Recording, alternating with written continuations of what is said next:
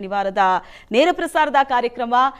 ಇಷ್ಟು ದಿನ ನಾವು 7.5 ಶನಿಯ ಬಗ್ಗೆ ನಿಮಗೆ ಸಾಕಷ್ಟು ಮಾಹಿತಿಯನ್ನ ತಿಳಿಸ್ಕೊಟ್ಟಿದ್ದೀವಿ. 7.5 ಇದ್ರೆ ಅದರಿಂದ ಆಗುವಂತಹ ಪರಿಣಾಮಗಳೇನು, ಯಾವ ರೀತಿ ಹುಷಾರಾಗಿರಬೇಕು, ಯಾವ ರಾಶಿಯವರಿಗೆ ಏನೆಲ್ಲ ಪರಿಣಾಮಗಳಿರುತ್ತೆ, ದೋಷಗಳಿದ್ರೆ ಹೇಗೆ ಪರಿಹಾರ ಮಾಡ್ಕೋಬೇಕು, ಇದರ ಬಗ್ಗೆ ಶಾಸ್ತ್ರಿಗಳು ನಿಮಗೆ ಪ್ರತಿ ವಾರದ ಸಂಚಿಕೆಯಲ್ಲೂ ಕೂಡ ತಿಳಿಸ್ಕೊಡ್ತಾ ಬಂದಿದ್ದಾರೆ. ಇವತ್ತು ಯಾರಿಗೆ ರವಿ ಬಲ, ಮೇಷರಾಶಿಗೆ ಸೂರ್ಯನ ಪ್ರವೇಶ ಆಗ್ತಾ ಇದೆ ನಾಳೆ ಏಪ್ರಿಲ್ 13. ಹಾಗಾಗಿ ಏನೆಲ್ಲ ಬದಲಾವಣೆಗಳಾಗತ್ತೆ, ಮೇಷರಾಶಿ ಪ್ರವೇಶ ಬೇರೆ ಯಾವ ರಾಶಿಗಳ ಮೇಲೆ ಪ್ರಭಾವ ಬೀರುತ್ತೆ, ಅದರ ಜೊತೆಗೆ ಸೂರ್ಯ ಗ್ರಹದ ಬಗ್ಗೆಯೂ ಕೂಡ ತಿಳ್ಕೊಳ್ಬೇಕು. ಯಾಕಂದ್ರೆ ನವಗ್ರಹಗಳಲ್ಲಿ ಸೂರ್ಯ ಅತ್ಯಂತ ಶ್ರೇಷ್ಠವಾದಂತಹ ಗ್ರಹ. ಸೂರ್ಯನ ಬಲ ಯಾರಿಗಿರುತ್ತೋ, ಯಾವ ಜಾತಕದವರಿಗೆ ಸೂರ್ಯನ ಬಲ ಇರುತ್ತೋ ಅವರು ರಾಜನಾಗೋದು ಪಕ್ಕ ಅಂತ. ಹಾಗಾದ್ರೆ ಮೇಷರಾಶಿಗೆ ಸೂರ್ಯ ಪ್ರವೇಶ ಮಾಡ್ತಾ ಇರೋದು ಏನೆಲ್ಲ ಬದಲಾವಣೆಗಳಾಗತ್ತೆ, ಏನೆಲ್ಲ ಪರಿಣಾಮಗಳಾಗತ್ತೆ, ಯಾವ್ಯಾವ ರಾಶಿಯವರ ಮೇಲೆ ಪರಿಣಾಮ ಆಗತ್ತೆ, ಒಳ್ಳೇದಾಗತ್ತಾ ಅಥವಾ ಎಚ್ಚರಿಕೆಯಿಂದ ಇರಬೇಕಾ, ಇವೆಲ್ಲದರ ಬಗ್ಗೆ ಇವತ್ತಿನ ವಿಶೇಷ ಕಾರ್ಯಕ್ರಮದಲ್ಲಿ ತಿಳಿಸ್ಕೊಡೋದಕ್ಕೆ ನಮ್ಮ ಜೊತೆ ಇದ್ದಾರೆ ಖ್ಯಾತ ಜ್ಯೋತಿಷಿಗಳಾದ ಶ್ರೀಕಂಠ ಶಾಸ್ತ್ರಿಗಳು. ಮೊದಲಿಗೆ ಅವರನ್ನ ಕಾರ್ಯಕ್ರಮಕ್ಕೆ ಸ್ವಾಗತಿಸೋಣ. ಶಾಸ್ತ್ರಿಗಳೇ ನಮಸ್ತೆ, ಕಾರ್ಯಕ್ರಮಕ್ಕೆ ಸ್ವಾಗತ.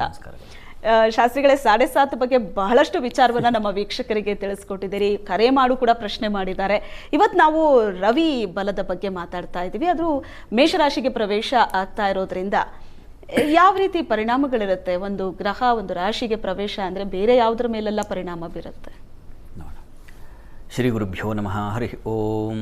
ಮೂರ್ತಿತ್ವೇ ಪರಿಕಲ್ಪಿತ ಶಶಿಭೃತೋ ವೃತ್ಮ ಪುನರ್ಜನ್ಮನ ಮಾತ್ಮೇತ್ಯಾತ್ಮವಿದಾಂ ಕೃತುಶ್ಚ ಯಜತಾಂ ಭರತ ಅಮರ ಜ್ಯೋತಿಷಾಂ ಲೋಕಾನಾಂ ಪ್ರಳಯೋದ್ಭವ ಸ್ಥಿತಿ ವಿಭಶ್ಚಾನೇಕಧ ಯಶ್ರಿತೌ ವಾಚನ್ನ ಸದದಾತ್ವನೇಕ ಕಿರಣ ತ್ರೈಲೋಕ್ಯ ದೀಪೋ ರವಿ. ಸಮಸ್ತ ವೀಕ್ಷಕರಿಗೆ ಮತ್ತೊಮ್ಮೆ ಶುಭೋದಯ, ಶುಭ ಬೆಳಗು. ಈ ಒಂದು ಕಾರ್ಯಕ್ರಮ ಇಷ್ಟು ದಿವಸ ನಾವು ಶನೈಶ್ಚರನ ಬಗ್ಗೆ ನೋಡಿ ಪಾಪ ನಿಮಗೂ ಒಂದು ರೀತಿಯಲ್ಲಿ ಆ ಶನೈಶ್ಚರನ ಸಂಪೂರ್ಣ ತಿಳುವಳಿಕೆ ಬಂದುಬಿಟ್ಟಿದೆ ಮನಸ್ಸಿಗೆ. ಎಲ್ಲಿದ್ದಾನೆ, ಯಾವ್ಯಾವ ರಾಶಿಯವರು ಯಾವ್ಯಾವ ಥರ ತೊಡಕು ಇತ್ಯಾದಿ ಅಂತ ಶನೈಶ್ಚರಂದೇ ಗಮನಿಸ್ಕೊಂಡು ಬಂದ್ವಿ.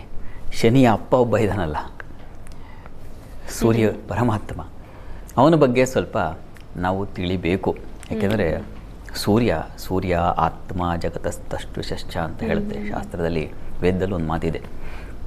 ಅವನು ಜಗತ್ತಿಗೆ ಆ ಕಾಲ ಸ್ವರೂಪಿಯಾದಿದ್ದಾನೆ ಪರಮಾತ್ಮ, ಅವನಿಗೆ ಆತ್ಮ ಸ್ವರೂಪದಲ್ಲಿದ್ದಾನೆ ಸೂರ್ಯ ಅಂತ. ಹೀಗಾಗಿ ಜಗತ್ತಿನ ಕಣ್ಣು, ಜಗಚ್ಚಕ್ಷು ಅಂತ ಕರೀತಾರೆ ಸೂರ್ಯನನ್ನು.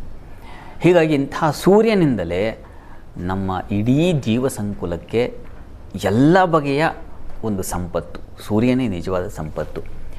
ನೀವು ಸೈನ್ಸ್ ಓದ್ತಾ ಇದ್ದರೆ ಆ ಸೂರ್ಯನ ಶಕ್ತಿ ಎಂಥದ್ದು, ಎಂಥ ಒಂದು ಅಖಂಡವಾದ ತೇಜಸ್ಸು ಅದರಲ್ಲಿ ಅಡಕವಾಗಿದೆ ಅನ್ನೋದೆಲ್ಲ ಚೆನ್ನಾಗಿ ಗೊತ್ತಿರುತ್ತೆ. ಸೂರ್ಯನಿಂದಲೇ ಪ್ರಪಂಚ ಇಷ್ಟು ಚೆನ್ನಾಗಿ ಕಣ್ಣಿಗೆ ಕಾಣ್ತಾ ಇದೆ ಅಂತಂದರೆ ಅದು ಕಾರಣ ಸೂರ್ಯದೇವ ಅಲ್ವಾ. ಹೀಗಾಗಿ ನಮ್ಮ ವೇದಗಳಲ್ಲೂ ಸೂರ್ಯನಿಗೆ ಅತ್ಯಂತ ಮಹತ್ವದ ಸ್ಥಾನವನ್ನು ಕೊಟ್ಟಿದೆ. ಆತನನ್ನು ಸಾಕ್ಷಾತ್ ಪರಮೇಶ್ವರ ಸ್ವರೂಪಿ ಅಂತಲೇ ಕರೀತಾರೆ. ಉಪನಿಷತ್ತುಗಳಲ್ಲಂತೂ ಆ ಸೂರ್ಯ ಕಿರಣಗಳು, ನಭೋಮಂಡಲದಲ್ಲಿರ್ತಕ್ಕಂತಹ ಸೂರ್ಯ, ಅವನ ಕಿರಣಗಳು, ಆ ತೇಜಸ್ಸನ್ನು ತೆಗೆದರೆ ಅದು ಸಾಕ್ಷಾತ್ ಸೋಹಮಸ್ಮಿ ಅಂತಲೇ ಉಪನಿಷತ್ತೆಲ್ಲ ಹೇಳುತ್ತೆ. ಹೀಗೆ ಸೂರ್ಯ, ಆತನಿಗೆ ಸಮನಾದ ಶಕ್ತಿ ಮತ್ತೊಂದಿಲ್ಲ ಅಂತ ನಾವು ಕಾಣ್ತೀವಿ. ಅತ್ಯಂತ ಸರಳವಾಗಿ ಸೂರ್ಯನನ್ನು ನಮ್ಮ ಕವಿಗಳೆಲ್ಲ ಕೊಂಡಾಡಿದ್ದಾರೆ. ಎಲ್ಲ ಕವಿಗಳಿಗೆ ಸೂರ್ಯಚಂದ್ರರು ಒಂಥರ ವರ್ಣನೆಗೆ ಬೇಕಾಗಿರ್ತಕ್ಕಂಥ ಮಹಾ ಆಕಾರವಾಗಿಬಿಟ್ಟಿದೆ. ನಮ್ಮ ಕುವೆಂಪು ಅವರ ಮಾತು ತಮ್ಮೆಲ್ಲರಿಗೂ ಗೊತ್ತೇ ಇದೆ. ರವಿವದನವೇ ಶಿವಸದನವೋ. ರವಿವದನ ಅನ್ನೋದು ಏನಪ್ಪ ಅಂತಂದರೆ ಅದು ಶಿವಸದನ, ಶಿವನ ಮನೆಯಾಗಿದೆ ಅಂತ ಹೇಳ್ತಾರೆ ಕುವೆಂಪು ಅವರು. ಏನು ಬಿಸಿಲಿದು ಬರೀ ಬಿಸಿಲಲ್ಲವೋ ಸೂರ್ಯನ ಕೃಪೆ ಕಾಣು. ಬರೀ ಬಿಸಿಲು ಅಂತ ಅಂದ್ಕೊಂಡಿಯ ನೀನು? ಅಯ್ಯೋ ಮೂರ್ಖ ಮುಟ್ಟಾಳ, ಅಲ್ಲಪ್ಪ, ಅದು ಶಿವನ ಕೃಪೆ, ಸೂರ್ಯನ ಕೃಪೆ ಅಂತ ಹೇಳ್ತಾರೆ. ಬೇಂದ್ರೆಯವರು ಹೇಳ್ತಾರಲ್ಲ, ಬರೀ ಬೆಳಗಲ್ಲೋ ಅಣ್ಣ ಇದು ಅಂತ, ಮೂಡಲ ಮನೆಯ ಮುತ್ತಿನ ನೀರಿನ ಎರಕಾವ ಹೊಯ್ದ ಅನುಣ್ಣನ ನೆರಕಾವ ಹೊಯ್ದ ಅಂತ.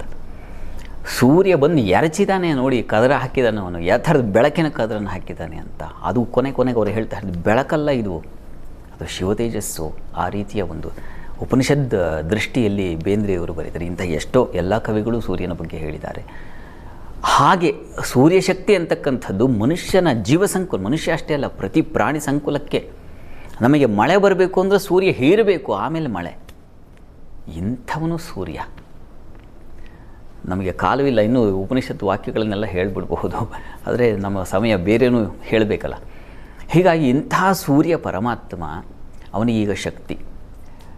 ವರಾಹಮಿಹಿರು ಒಂದು ಮಾತು ಹೇಳ್ತಾರೆ, ಸೂರ್ಯನಿಗೆ ಯಾವಾಗಪ್ಪ ಬಲ ಅಂತಂದರೆ ಉತ್ತರ ಉದಗಯನೇಶಿ ರವಿಶೀತಮಯೂಖವು ಅಂತ ಒಂದು ಮಾತಿದೆ. ಉತ್ತರಾಯಣದಲ್ಲಿ ಸೂರ್ಯ ಅತ್ಯಂತ ಬಲಶಾಲಿಯಾಗಿರ್ತಾನೆ. ಸೂರ್ಯ ಅಷ್ಟೇ ಅಲ್ಲ, ಚಂದ್ರ ಕೂಡ. ಹೀಗಾಗಿ ಸೂರ್ಯಚಂದ್ರರಿಗೆ ಉತ್ತರಾಯಣ ಅಂತಕ್ಕಂಥದ್ದು ಅತ್ಯಂತ ಶ್ರೇಷ್ಠವಾದದ್ದು. ಆ ಕಾಲದಲ್ಲಿ ಸೂರ್ಯನಿಗೆ ವಿಶೇಷವಾದ ಶಕ್ತಿ ಇರುತ್ತೆ ಅಂತ ಹೇಳ್ತಾನೆ. ಅದರಲ್ಲೂ ಈ ಸಂದರ್ಭದಲ್ಲಿ ಅವನು ಮೇಷರಾಶಿ ಸೂರ್ಯನ ಉಚ್ಚಸ್ಥಾನ ಅಂತ ಶಾಸ್ತ್ರಗಳು ನಿರ್ಣಯಿಸಿವೆ.